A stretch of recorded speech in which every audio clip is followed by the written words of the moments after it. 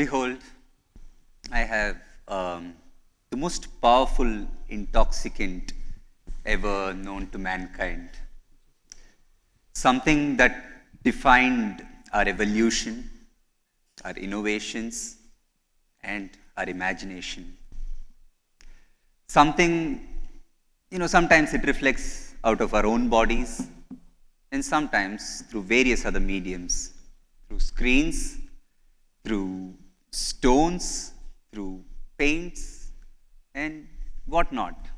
Yeah, it embodies the duality of grace and silliness, of symmetry and asymmetry, of imperfection and perfection.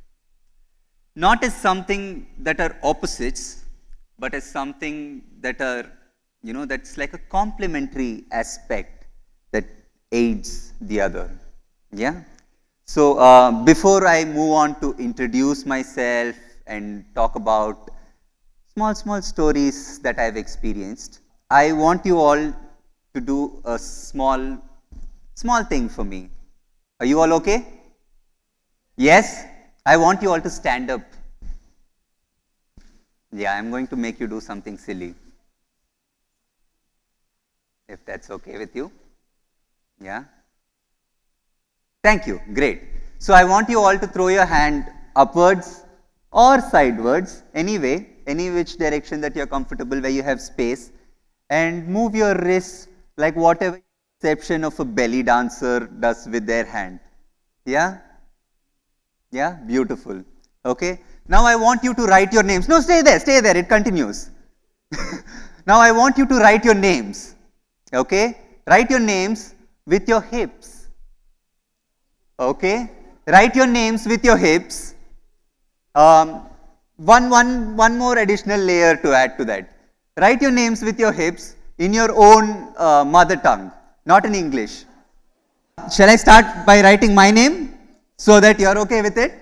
Okay, so I'm going to write my name in my own mother tongue. I'm sorry, my coordination is a little bad now. So my mother tongue is Tamil and my name is Adith. Yes? Now I want you all to try this. No. We are going to be sitting down for a very long time. There are going to be speeches after speeches. So I want you all to just take a moment out from whatever structures are and be a little silly for a moment. Yeah? Try.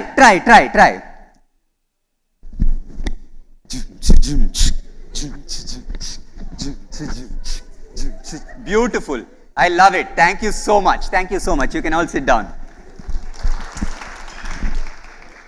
Thank you for being such great sports. A little more than 2 years ago, I moved to a place called Majuli Island, which is in Assam, to work for a school there to teach dance and theatre at a school for tribal children. So I called my work, why did I even go there? To put it in a very exotic way, I wanted to have a holistic experience to enhance my art and thus my life. Yeah. So I called my work integration of arts into education. Yes, I had no idea what that meant. I promise I had no idea what that meant until I started working on it.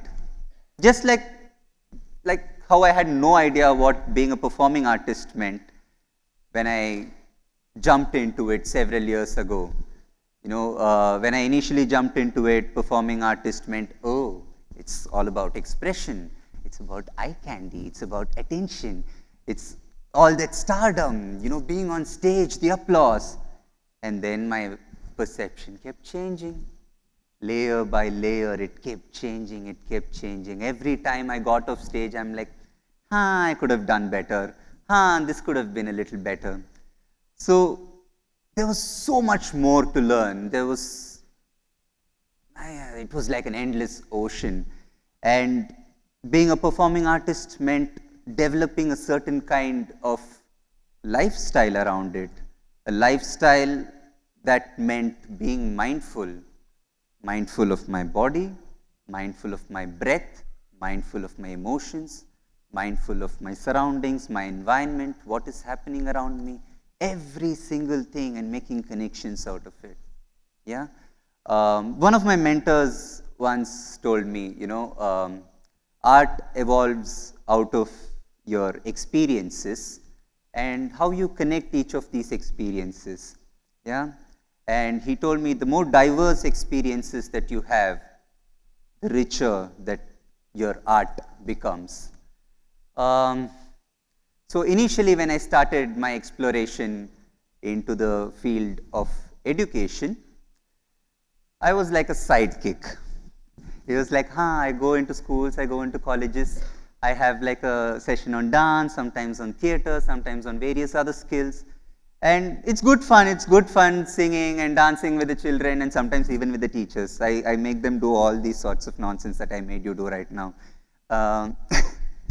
So that's how it started, because you're like a sidekick, a recreation, because there were like bigger thugs in the education system. There was science, there was mathematics, there was like engineering, there was technology.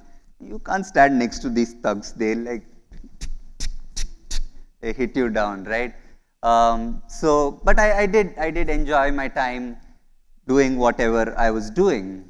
So, but the more I sat in all of these classrooms, I felt there was this need for play in the curriculum and in the classrooms. Very often I would walk into a classroom just to interfere the teacher and say, oh, let's play a game, or let's sing a song, or let's do a small dance. Yeah, and every time I did this over and over again. And as I went into more and more classes, I could observe that there's a connection. There's a connection between every subject within themselves and within with the arts. So I was like, okay, I think I need to explore on this a little bit more. Yeah, so I started working, and I initially wanted to work with the teachers. Working with the teachers is easier said than done, because the teachers have a lot of work. They have a lot of work. When you have a student-teacher ratio of 20:1, then the teacher can do a lot of things. But in most parts of our country, the ratio is like a 40:1, where the teacher is they have limited time and they're struggling to do whatever they have to finish within the limited time that they have. So you go to the teachers and they are like, sir, we have work, we don't want to work with you. So my introduction, my way into this was I started working with the teachers on a simple art called storytelling. I worked with the teachers to add smaller stories as a part of their classroom, as a part of their teaching learning practices, and I worked with them on being better storytellers in their classroom, so that it works with the children. Every child loves a story. You sit them down, tell them a story, they are going to listen to you like they know nothing else around them. It works with every single kind of listener or a student. So it works with every kind of student. Now this is where it started off. When it started off, it was good fun, yeah, and then I wanted to explore this more. I wanted to be in the shoes of a teacher, and so I took up a classroom and I said, let me take all subjects for this one particular classroom. Let me experience what it is to be a teacher. You can't directly go into a classroom and train a teacher without knowing what it is to be a teacher by yourself. So I wanted to work with a particular classroom and teaching them all subjects. It was a disaster. So no, it was good fun. I started off, my motive was not to, load information into their heads. My motive was to make small connections from their day-to-day life, the day-to-day experiences that they have, to the content that was in the curriculum. Just put those small tags onto it so that they remember it better. I wanted to work with them on their social emotional aspects. I wanted to work with them on their time management. I wanted to work with them on several other skills. I wanted to work, on a wholer aspect. I wanted to work with the arts to do all of this. So I started off. We had so this was I started working with the teachers, and teachers not just from one particular school but from different schools, from different places. We worked on storytelling and how storytelling could have an effect, especially for teachers who have just like 30 minutes or 45 minutes in their classrooms, how it works for them. And these were some of the storytelling sessions. I go to different schools, I tell stories to children, not as subject or just as a recreation, just for them to have fun. And yeah, I go to different places, I try telling stories to each one of them.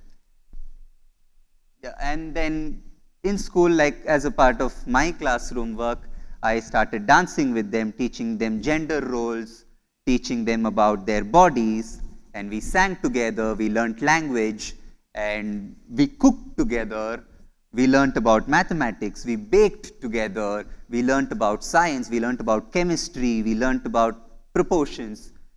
And we just like sometimes just cut up things, make new things out of random. They are cutting things out of bamboo, they make newer things, and it was good fun. Trust me, it was good fun. But and we read stories together, sometimes gathering our knowledge on different things. We cut out papers, try out different things, and this was my perception of art in education, more or less. I am not an expert, I'm still working on it. And yeah, we did a lot of plays. The children came up, they told stories, and they danced, they sang, and this was their faces before their first ever performance at an auditorium. They were just like, I'm shitting bricks. And when you give them that voice of expression, you should see it translates into such I don't know, it's a beautiful thing. Like when they can just come narrate an oral story in front of a class, a small child who can come in front of a class and narrate what they're feeling, what is going through in their heads, what is happening in their families. And then this was like a small LKG kid that came to me and gave me like a small picture. Adith sir, this is you. So I had long hair back then. So he put this, and this is like the same pant that I'm wearing. I don't know if that's even clear, but this is so this is like an LKG kid drawing out. So when you give them the power of art, it's like it's a beautiful thing.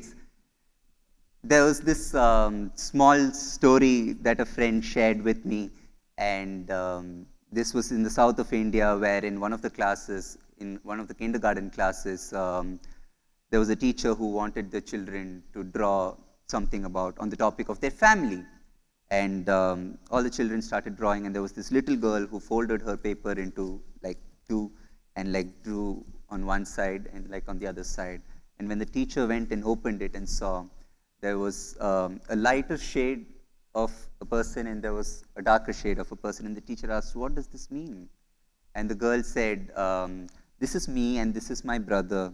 My brother's no more, but I think he always, he's always with me through everything that I go through.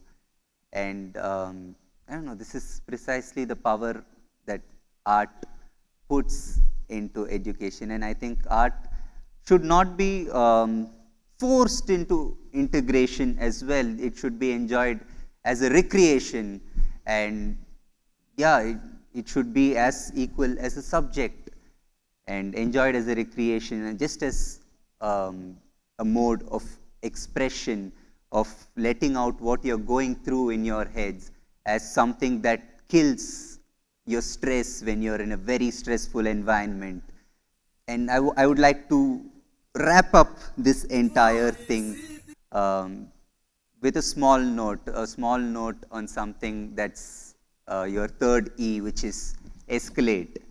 I could have just sat in Chennai, had a very comfortable life working in the city, but I wanted a different experience. I wanted to learn newer things. It was not just for me going and teaching in that school. What I learned from that space is much more than what I gave to that space. And for everyone who's sitting here, it's just a small thought that I want to put in your head. Go out, explore more, and in whatever ways, art was my way of exploring. It could be anything that you're doing. Explore and work with communities, build smaller communities, and yeah, just make this world a better place, take it one step closer towards peace. And before I conclude, I would also want to come back and finish the loop with a small thing, a small poem by Shel Silverstein, which says, do a loony-goony dance across the kitchen floor and put something in this world that ain't been there before. Thank you. Thank you so much for your time. Peace.